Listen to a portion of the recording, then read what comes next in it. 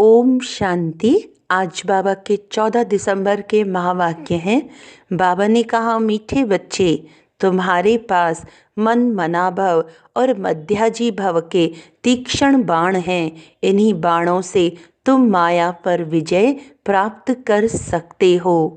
प्रश्न है, बच्चों को बाप की मदद किस आधार पर मिलती है? बच्चे बाप की शुक्रिया किस रूप से मानते हैं? उत्तर है, जो बच्चे जितना बाप को प्यार से याद करते उतना बाप की मदद मिलती है। प्यार से बातें करो, अपना कनेक्शन ठीक रखो, श्रीमत पर चलते रहो तो बाप मदद करता रहेगा। बच्चे बाप की शुक्रिया मानते, बाबा आप परमधाम से आकर हमें पतित से पावन बनाते हो। आपसे हमें कितना सुख मिलता है। प्यार में आंसू भी आ जाते हैं। ओम शांति। बच्चों को सबसे प्रिय हैं माँ और माँ बाप को फिर बच्चे हैं बहुत प्रिय। अब बाप जिसको तमेव माता से पिता कहते हैं, लौकिक माँ बाप को तो कोई ऐसे कह ना सके। यह महिमा है जरूर, परंतु किसकी है ये कोई जानते नहीं।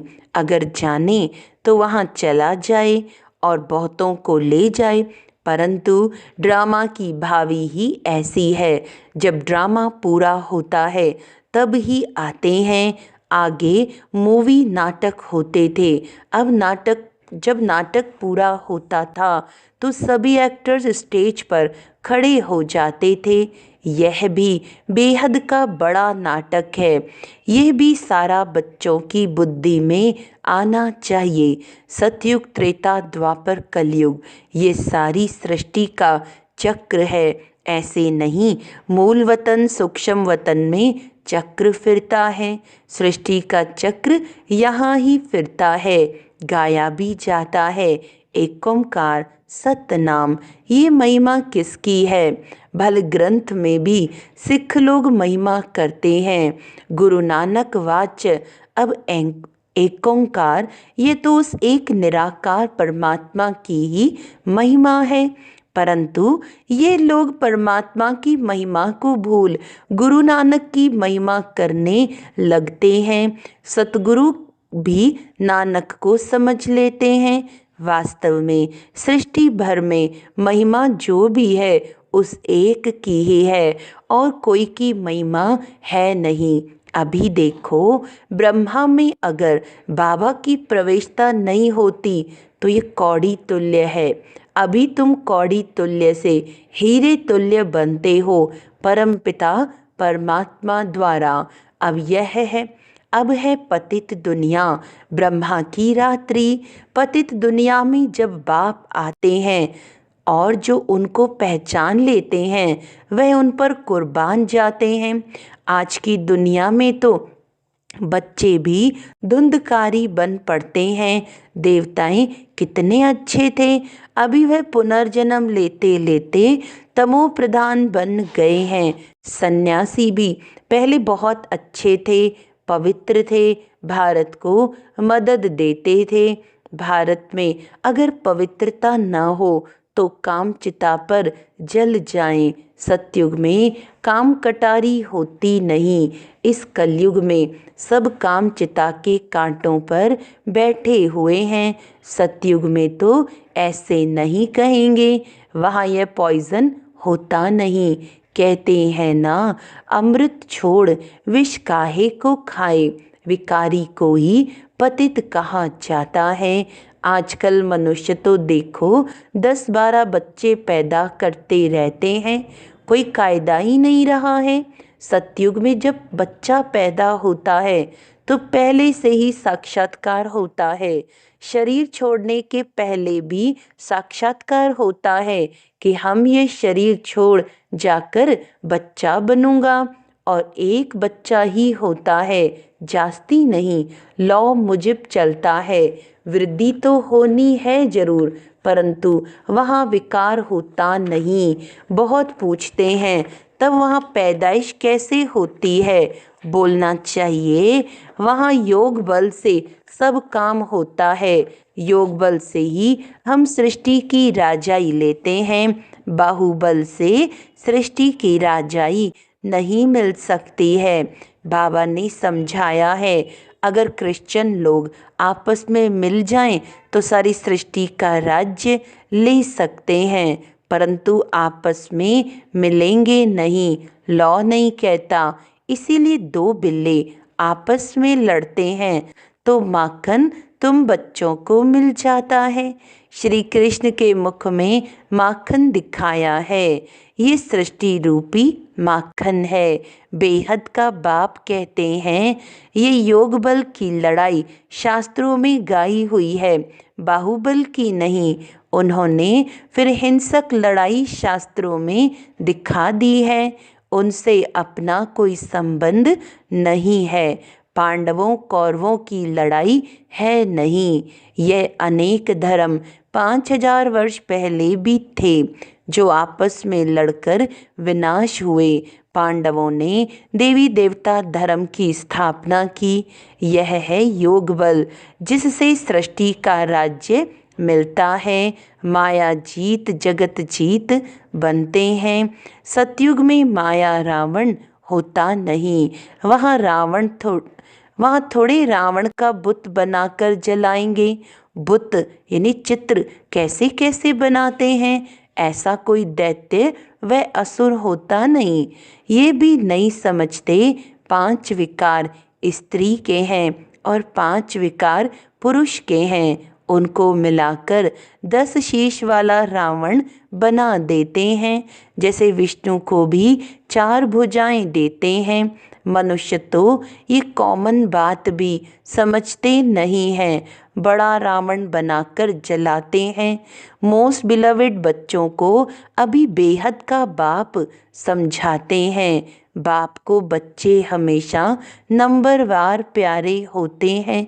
कोई तो मोस्ट बिलवेड भी हैं तो कोई कम प्यारे भी हैं। जितना सिकिलधा बच्चा होगा उतना जास्ती लव होगा। यहाँ भी जो सर्विस पर तत्पर रहते हैं, रहमदिल रहते हैं, वे प्यारे लगते हैं। भक्ति मार्ग में रहम मांगते हैं ना, खुदा रहम करो, मर्सी ऑन मी, परंतु ड्रामा को कोई जानते नहीं है। जब बहुत तमो प्रधान बन जाते हैं तब ही बाबा का प्रोग्राम है आने का। ऐसे नहीं, ईश्वर जो चाहे कर सकते हैं या जब चाहे तब आ सकते हैं। अगर ऐसी शक्ति होती तो फिर इतनी गाली क्यों मिले, वनवास क्यों मिले। ये बातें बड़ी गुप्त हैं। श्री कृष्ण को तो गाली मिल ना सके। कहते हैं भगवान यह नहीं कर सकता, परंतु विनाश तो होना ही है। फिर बचाने की तो बात ही नहीं। सभी को वापस ले जाना है। स्थापना विनाश कराते हैं तो जरूर भगवान होगा ना। परम पिता परमात्मा स्थापना करते हैं। किसकी? मुख्य बात तुम पूछो ही यह कि गीता का भगवान कौन। सारी दुनिया इसमें मूंझी हुई है। उन्होंने तो मनुष्य का नाम डाल दिया है। आदि सनातन देवी देवता धर्म की स्थापना तो भगवान बिगर कोई कर नहीं सकता।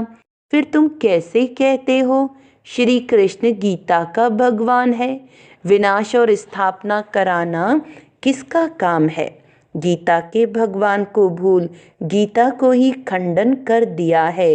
ये बड़े ते बड़ी भूल है। दूसरा, फिर जगन्नाथपुरी में देवताओं के बड़े गंदे चित्र बनाए हैं। गवर्नमेंट की मना है गंदे चित्र रखने की, तो इस पर समझाना चाहिए। इन मंदिरों पर कोई की बुद्धि में ये बातें आती नहीं हैं। ये बातें बाप ही बैठ समझाते हैं। देखो बच्चियां कितना प्रतिज्ञा पत्र भी लिखती हैं, खून से भी लिखती हैं। एक कथा भी है ना, श्री कृष्ण को खून निकला तो द्रौपदी ने अपना चीर फाड़कर बांध दिया। ये लव है ना, तुम्हारा लव है शिव बाबा के साथ। इनका ब्रह्मा का खून निकल सकता है, इनको दुख हो सकता है, लेकिन शिव बाबा को कभी दुख नहीं हो सकता, क्योंकि उनको अपना शरीर तो है नहीं। श्री कृष्ण को अगर कुछ लगे तो दुख होगा ना, तो उनको फिर परमात्मा कैसे कह सकते। बाबा कहते, मैं तो दुख सुख से न्यारा हूँ। हाँ, बच्चों को आकर सदा सुखी बनाता हूँ।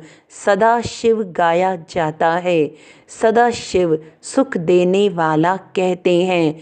मेरे मीठे मीठे सिकिलधे बच्चे जो सपूत हैं, ज्ञान धारण कर पवित्र रहते हैं, सच्चे योगी और ज्ञानी रहते हैं, वह मुझे प्यारे लगते हैं।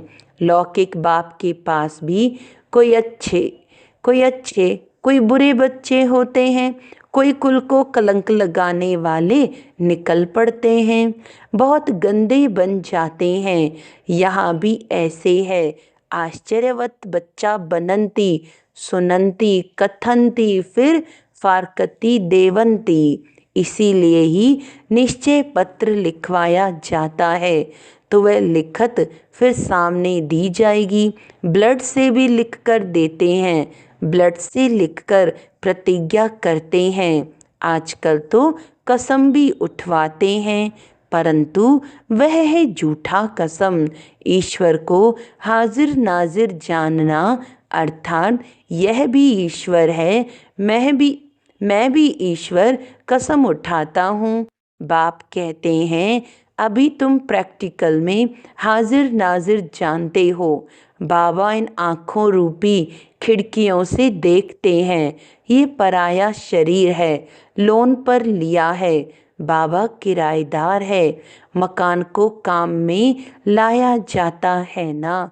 तो बाबा कहते हैं, मैं यह तन काम में लाता हूँ। बाबा इन खिड़कियों से देखते हैं, हाजिर नाजिर है। आत्मा जरूर ऑर्गन से ही काम लेगी ना। मैं आया हूँ तो जरूर सुनाऊंगा ना। ऑर्गन्स यूज़ करते हैं तो जरूर किराया भी देना पड़ेगा। तुम बच्चे इस समय नर्क को स्वर्ग बनाने वाले हो। तुम रोशनी देने वाले, जागृत करने वाले हो, और तो सब कुंभकर्ण की नींद में सोए पड़े हैं। तुम माताएं जगाती हो, स्वर्ग का मालिक बनाती हो। इसमें मेजॉरिटी माताओं की है, इसीलिए वंदे मातरम कहा जाता है। भीष्म पितामह आदि को भी तुमने ही बाण मारे हैं। मन मना भव मध्याजी भव का बाण कितना सहज है। इन्हीं बाणों से तुम माया पर भी जीत पा लेते हो। तुम्हें एक बाप की याद, एक की श्रीमत पर ही चलना है। बाप तुम्हें ऐसे श्रेष्ठ कर्म सिखलाते हैं जो 21 जन्म कभी कर्म कूटने की दरकार ही न पड़े। तुम एवर हेल्दी एवर वेल्दी बनते हो। अनेक बार तुम स्वर्ग के मालिक बनते हो। राज्य लिया और फिर गंवाया है। तुम ब्राह्मण कुलभूषण ही हीरो हीरोइन का पार्ट बजाते हो। ड्रामा में सबसे ऊंच पार्ट तुम बच्चों का है। तो ऐसे ऊंच बनाने वाले बाप के साथ बहुत लव चाहिए। बाबा आप कमाल करते हो, न मन न चित्त हमको थोड़ी पता है, हम सो नारायण थे। बाबा कहते हैं, तुम सो नारायण अथवा सो लक्ष्मी देवी देवता थे, फिर पुनर्जन्म लेते लेते असुर बन गए हो। अभी फिर पुरुषार्थ कर वर्षा पाओ। जितना जो पुरुषार्थ करते हैं साक्षात्कार होता रहता है। राजयोग एक बाप ने ही सिखलाया था। सच्चा सच्चा सहज राजयोग तो तुम अभी सिखला सकते हो। तुम्हारा फर्ज है बाप का परिचय सबको देना। सभी निधन के बन पड़े हैं, ये बातें भी कल्प पहले वाले कोटों में कोई ही समझेंगे। बाबा ने समझाया है, सारी दुनिया में महान मूर्ख देखना हो तो यहाँ देखो। बाप जिनसे 21 जन्मों का वर्षा मिलता है उनको भी फारकती दे देते हैं। यह भी ड्रामा में नोंद है। अभी तुम स्वयं ईश्वर की औलाद हो, फिर देवता क्षत्रिय वैश्य शूद्र की औलाद बनेंगे। अभी आसुरी औलाद से ईश्वरी संतान बने हो। बाप परम धाम से आकर पतित से पावन बनाते हैं, तो कितना शुक्रिया मानना चाहिए। भक्ति मार्ग में भी शुक्रिया करते रहते हैं, दुख में थोड़ी शुक्रिया मानेंगे। अभी तुमको कितना सुख मिलता है तो बहुत लव होना चाहिए। हम बाप से प्यार से बातें करेंगे तो क्यों नहीं सुनेंगे। कनेक्शन है ना, रात को उठकर बाबा से बातें करनी चाहिए। बाबा अपना अनुभव बतलाते रहते हैं, मैं बहुत याद करता हूँ। बाबा की याद में आंसू भी आ जाते हैं। हम क्या थे, बाबा ने क्या बना दिया है। तत्वतम तुम भी वह बनते हो। योग में रहने वालों को बाबा मदद भी देते हैं। आपे ही आँख खुल जाएगी, खटिया हिल जाएगी। बाबा बहुतों को उठाते हैं। बेहद का बाप कितना रहम करते हैं। तुम यहाँ क्यों आए हो? कहते हो बाबा भविष्य में श्री नारायण को वरने की शिक्षा पाने आए हैं, अथवा लक्ष्मी को वरने लिए ये इम्तिहान पास कर रहे हो। कितना वंडरफुल स्कूल है, कितनी वंडरफुल बातें हैं। बड़े ते बड़ी यूनिवर्सिटी है, परंतु गॉडली यूनिवर्सिटी नाम रखने नहीं देते हैं। एक दिन जरूर मानेंगे, आते रहेंगे, कहेंगे बरोबर कितनी बड़ी यूनिवर्सिटी है। बाबा तो अपने नैनों पर बिठाकर तुमको पढ़ाते हैं, कहते हैं तुमको स्वर्ग में पहुंचा देंगे। तो ऐसे बाबा से कितनी बातें करनी चाहिए, फिर बाबा बहुत मदद करेंगे। जिनके गले घुटे हुए हैं उनका ताला खोल देंगे। रात को याद करने से बहुत मज़ा आएगा। बाबा अपना अनुभव बतलाते हैं, मैं कैसी बातें करता हूँ। अमृत वेले बाप बच्चों को समझाते हैं, खबरदार रहना, कुल को कलंकित नहीं करना। 5 विकार दान में दे, फिर वापस नहीं लेना। अच्छा, मीठे मीठे सीखे लदे बच्चों प्रति माता पिता बाप दादा का याद प्यार और गुड मॉर्निंग। रूहानी बाप की रूहानी बच्चों को नमस्ते।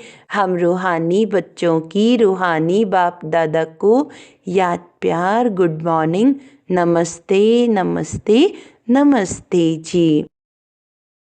धारणा के लिए मुख्य सार है, बाप का प्रिय बनने के लिए रहमदिल बन सर्विस पर तत्पर रहना है।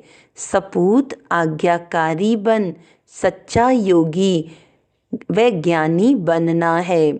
अमृत वेले उठ बाप से बहुत मीठी मीठी बातें करना है। बाप का शुक्रिया मानना है।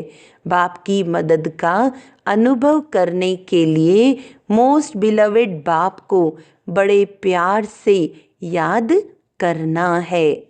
वरदान है, सदा उमंग उत्साह में रह, मन से खुशी के गीत गाने वाले। सदा उमंग उत्साह में रह, मन से खुशी के गीत गाने वाले अविनाशी खुशनसीब भव। आप खुशनसीब बच्चे अविनाशी विधि से अविनाशी सिद्धियां प्राप्त करते हो। आपके मन से सदा वाह वाह की खुशी के गीत बजते रहते हैं। वाह बाबा, वह तकदीर, वह मीठा परिवार, वह श्रेष्ठ संगम का सुहावना समय, हर कर्म वाह वाह है। इसीलिए आप अविनाशी खुश नसीब हो। आपके मन में कभी वाई आई, क्यों मैं नहीं आ सकता, वाई के बजाय वाह वाह और आई के बजाय बाबा बाबा शब्द ही आता है। स्लोगन है, जो संकल्प करते हो उसे अविनाशी गवर्नमेंट की स्टैंप लगा दो तो अटल रहेंगे। अच्छा, आज का अव्यक्त इशारा है, संतुष्ट आत्माएं सदा निस्वार्थी और सदा सभी को निर्दोष अनुभव करेंगी, किसी और के ऊपर दोष नहीं रखेंगी, न भाग्य विधाता पर, न ड्रामा पर, न व्यक्ति पर, न शरीर के हिसाब किताब पर कि मेरा शरीर ही ऐसा है।